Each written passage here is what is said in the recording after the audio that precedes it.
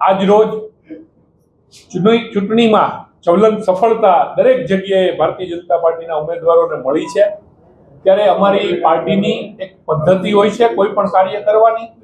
એ પદ્ધતિના ભાગરૂપે જે ચૂંટાયેલા કોર્પોરેટરો છે એમાંથી 5 અમારા મુખ્ય જે પદ છે, mayor, deputy mayor, standing committee chairman, શાસક પક્ષના નેતા અને દંડક, આ 5 જવાબદારી માટે આજે પ્રદેશ ભાજપ તરફથી રાજકોટ મહાનગર માટે 3 નિરીક્ષકો આવેલા છે, જેમની આજે સેન્સ પ્રક્રિયા થશે।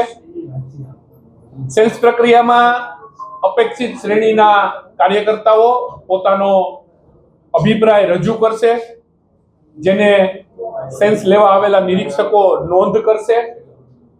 ત્યારબાદ જ્યારે પાર્લામેન્ટરી બોર્ડ મળશે ત્યારે એમાં એ વિચારો જે કંઈ આવ્યા હશે એની ઉપર વિચાર વિમર્શ કરી અને અમારું શીર્ષસ્થ નેતૃત્વ અને પાર્લામેન્ટરી બોર્ડ જે કંઈ નક્કી કરશે એ મુજબ એ નામોને જે તે વખતે જાહેર કરવામાં આવશે। આજે રાજકોટની સેન્સ પ્રક્રિયા છે।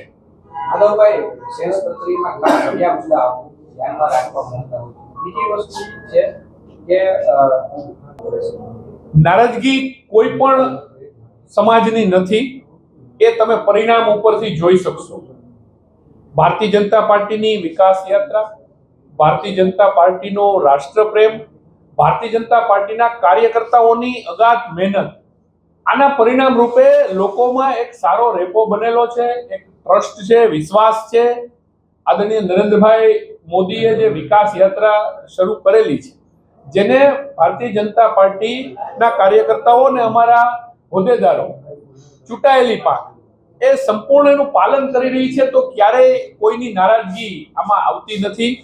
દરેક સમાજ ભારતીય જનતા પાર્ટી સાથે જોડાયેલો છે અને એનું પરિણામ આપે જોઈ લીધું કે ખૂબ સારા રિઝલ્ટથી ભારતીય જનતા પાર્ટીના ઉમેદવારો ચૂંટાઈ આવ્યા છે। એટલે એ વિષય આમાં રહેતો નથી। સવાલ છે કોઈ પણ સમાવેશ કરવાનો, તો એ આજે જે કાંઈ મંથન થશે, અમારા પ્રભારી અને અમારા મહામંત્રી શ્રી અનિરુદ્ધભાઈ દવે પણ આવશે આજે બપોર પછી, તો બધા સાથે બેસી અને જે કાંઈ ચર્ચા વિચારણા કરીશું એ વિચારોને અમે પાર્લામેન્ટરી બોર્ડ સમક્ષ રજૂ કરીશું।